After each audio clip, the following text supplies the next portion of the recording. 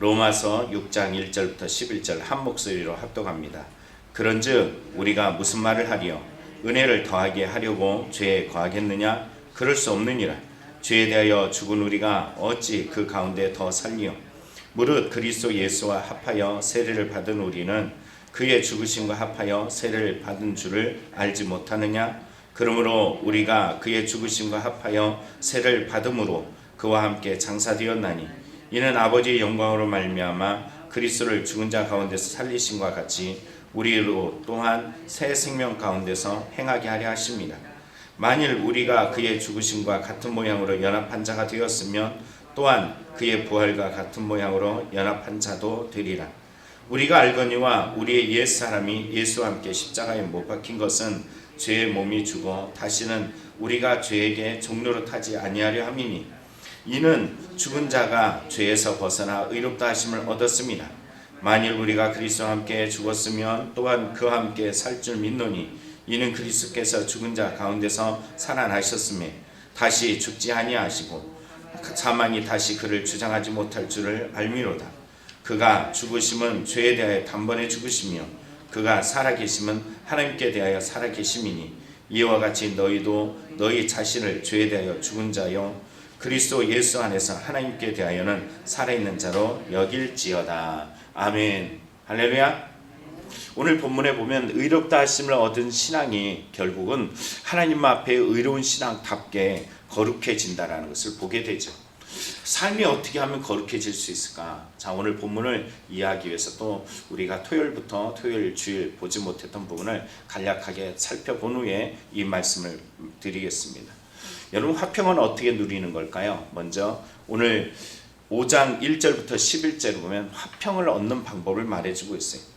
화평은 이렇게 말합니다. 1절에 말하죠. 우리가 믿음으로 의롭다 하심을 받았으니 우리 주 예수 그리스도로 말미암아 하나님과 화평을 누리자. 화평은 어디서 오는 거예요? 예수 그리스도로 말미암는 거예요. 화평이 깨어진 이유는 뭘까요? 예수 그리스도의 문제예요. 우리는 성경 속에서 발견하는 것처럼 바나바와 그리고 바울이 화평이 깨어진 것 같지만 다시 금세 연합되는 이유는 다름 아니죠. 화평의 이유는 예수 그리스도 안에 있기 때문입니다. 오늘 성경 속에 왜 우리가 예수 그리스도 안에서 우리가 화평을 누릴 수밖에 없느냐 하면은 답은 오직 예수 그리스도밖에 없기 때문이에요. 4장 25절에 이렇게 말하죠. 예수는 우리가 범죄한 것 때문에 내어줌이 되고 또한 우리를 의롭다 하시기 위하여 살아나셨느니라. 예수님께서 당신의 몸을 내어주심을 통하여 우리가 하나님과 온전한 화평을 누리게 되었음을 우린 기억해야 될 줄 믿습니다. 또한 그뿐만이 아니라 하나님의 사랑이 바로 이러한 예수 그리스도의 우리를 향하신 사랑을 확증하고 있어요. 하나님의 사랑, 다시 한번 예수 그리스도의 십자가의 죽으심을 통해서 하나님의 사랑이 우리 안에 확증되었어요. 이 사랑이 확증되어졌다는 말은 어떤 의미일까요? 자, 성경에 보면은 9절에 이렇게 말합니다. 이제 우리가 그의 피로 말미암아 의롭다 하심을 받았은지. 하나님의 사랑이 우리 안에 나타났는데 예수 그리스도를 통하여 나타났어요. 그러면 우리 안에 뭐가 나타나요? 그의 피로 말미암아 의롭다 하심을 얻었다. 이 말은 다름 아니죠. 예수의 피가 우리에게 하나님과의 관계를 화목하게 하셨고 이 관계를 화목하기 위해서 하나님께서 예수 그리스도를 우리를 위해 내어주셨다라는 거예요. 이를 안다 그러면 우리는 환난 중에도 기뻐하며 환난은 인내는 연단은 소망을 이루는 삶을 살아간다는 것입니다. 또한 로마서 5장 12절부터 21절 보면 로마서 3장 20절의 한 말을 다시 한번 생각해 보게 됩니다. 율법은 우리에게 뭘 주는 걸까요? 너 잘 살고 있어. 너 대단해. 훌륭해. 이 말을 하기 위함이 아니에요. 유대인들은 율법을 가짐을 통해 자신들이 의롭다라고 착각을 해요. 내가 이룬다라고 착각을 해요. 그러나 율법은 우리에게 뭐를 주시냐면 3장 20절에 말하는 것처럼 율법은 우리에게 뭘 알려줘요? 죄에 대해서 알려주는 거예요. 이들이 모세가 오기까지, 다시 말하면 율법이 시작되기까지 깨닫지 못하는 것이 있어요. 이전 사람들은 죄가 없다? 아니야. 그들도 죄가 있어. 그 이후로는 죄가 없다? 그들도 죄가 있어요. 이전에나 이후로나 모든 사람들이 다 이전에 율법으로 판단하지 못했던 죄가 있었고, 율법을 주어져서 그들 안에 다시 한번 죄가 무엇인지 알게 되었어요. 그들에게 정말로 구원이 필요하다라고 느껴질 수밖에 없는 그들의 율법을, 하나님 앞에 더 나가기 위한 이 율법을 그들은 의롭다라고 착각을 했어요. 그러나 율법은 우리에게 죄를 깨닫게 하는 것이고, 우리의 구원은 예수 그리스도를 통해 나타나는 것입니다.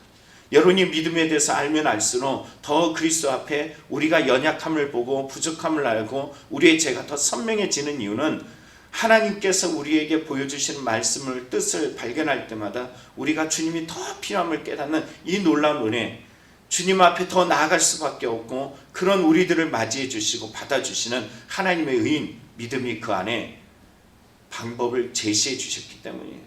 그래서 우리는 이것을 통하여서 우리가 고백하기를 은혜 받았다라고 이야기해요. 은혜 받은 자는 뭘까요?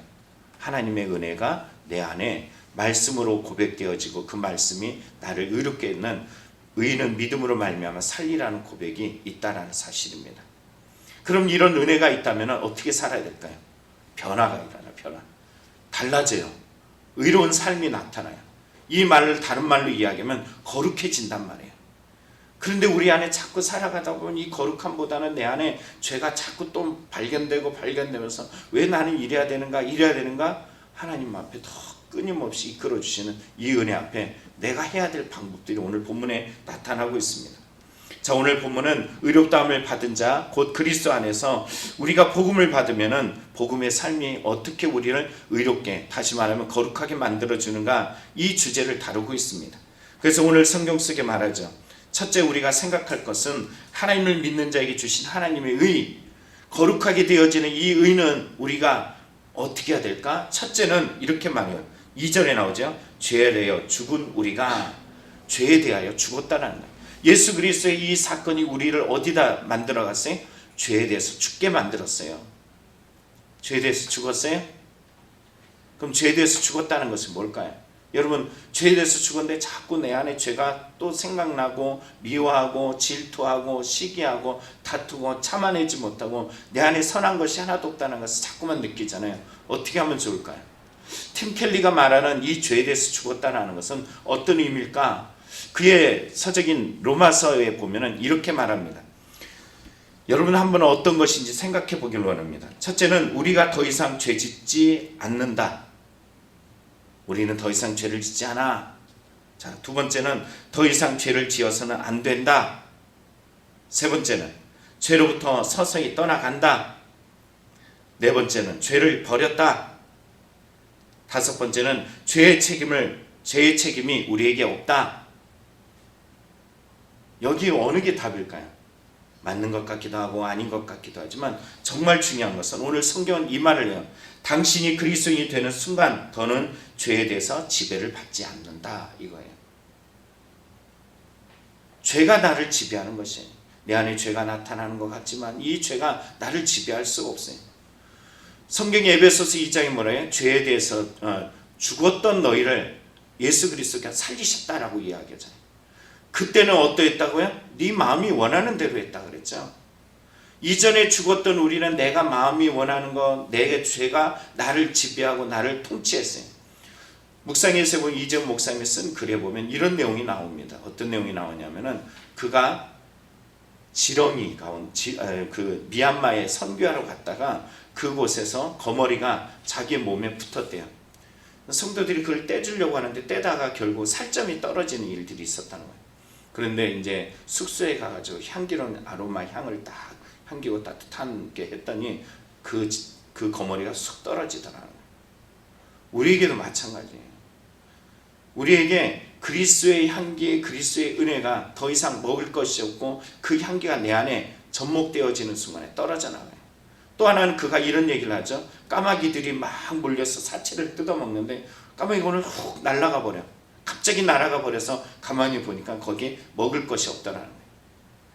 예수 그리스도 안에 죽었다라고 이야기했을 때 다름 아니에요.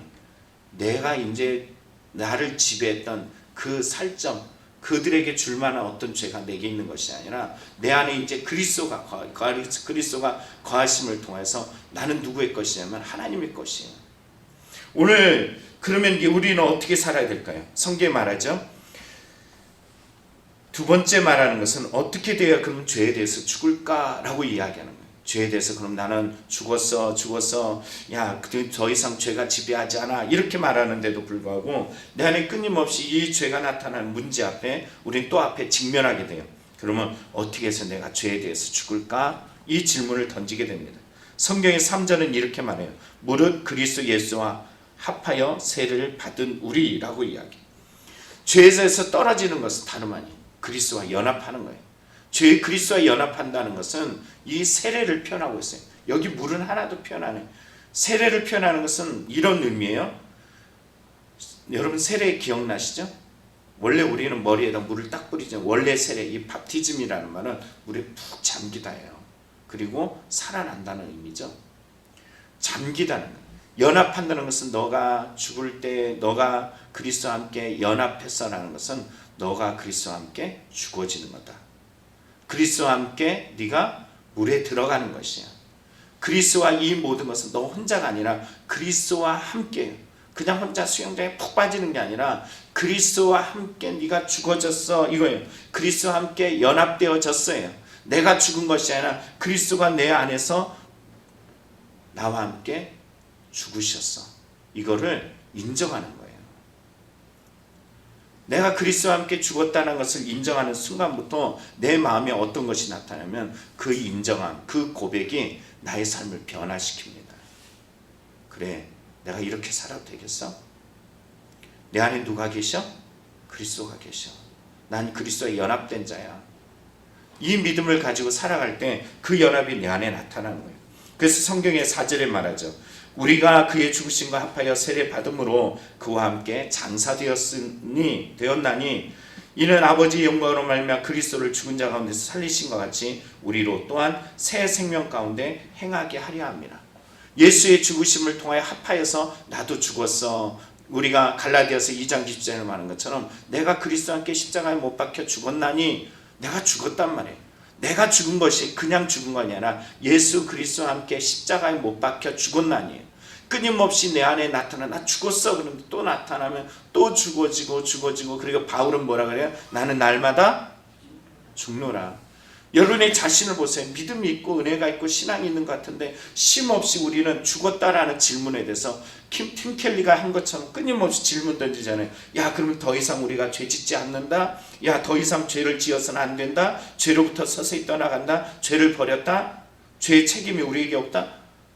아니, 이것을 아는 것으로 멈춰지지 않아요. 끊임없이 예수 그리스도가 되는 순간부터 죄가 나를 지배하는 것이 아니라 맞아. 그때 깨닫는 거죠.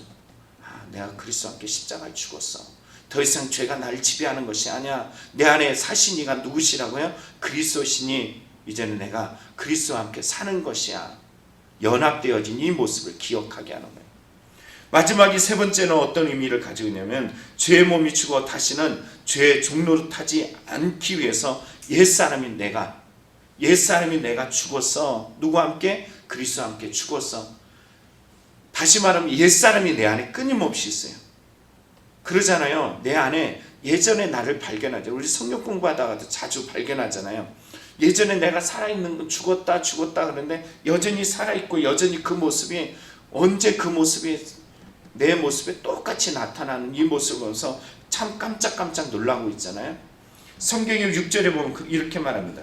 우리가 알거니와 우리의 옛사람이 예수와 함께 십자가에 못 박힌 것은 죄의 몸이 죽어 다시는 우리가 죄의 종로를 타지 아니하려 함이니 내 몸에 있는 옛사람이 또 나의 죄의 몸이 죽었다 이렇게 말하고 있어요.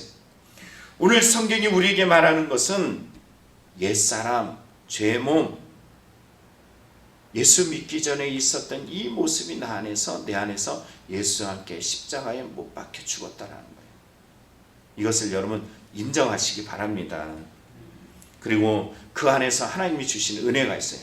그러면 나에게 뭘 주시냐면 예수 그리스도의 십자가의 죽음을 통해서 내가 그와 함께 죽음을 통해서 하나님 나에게 뭐라 말씀하시냐면은 의롭다 여겨주신다라는 거예요. 믿음은 여기에 나타나는 것입니다. 그리스도와 함께 내가 죽었을 때 놀라운 일이 있어요. 그리스도와 함께 내가 살아나요. 내가 죽는 비결이 뭐예요? 살아나는 비결이에요. 내가 죽었을 때 비로소 온전하게 연합되어진 것이고, 온전하게 연합되어지면 내 안에 이 부활의 신앙이 삶 속에 넘쳐날 수밖에 없습니다. 그래서 11절에 이렇게 마감합니다. 너희 자신을 죄에 대하여 죽은 자요 그리스도 예수 안에서 하나님께 대하여는 살아있는 자로 여길지어다. 그렇습니다. 주님, 난 죽었습니다. 난 죽었습니다. 주님과 함께 십자가에 못 박혀 죽었습니다. 그런즉 이제 내 안에 사는 것은 그리스도시니 라고 고백하는 이 믿음으로 오늘도 승리케 하여 주소서 라고 고백하는 믿음이 되길 원합니다. 내 몸, 내 마음, 내 생각인데 로마서 7장으로 넘어가면 오라나는 공부한 자로 할 때마다 우리가 발견하고 기뻐하는 것은 다름 아니에요. 그래, 난 죽었어. 나는 안 돼. 난 불가능해. 한 가지밖에 없어요. 믿음이에요. 내가 누구와 함께 죽었어요? 예수와 함께 죽었어. 그때가 바로 다시 선언되어지고 고백되어지고 그 믿음 안에 순종되어져서 십자가 앞에 죽어졌을 때 하나님의 놀라운 이 구원과 은혜와 감동들이 내 삶 속에 넘쳐나는 은혜가 있을 줄 믿습니다. 기도하겠습니다.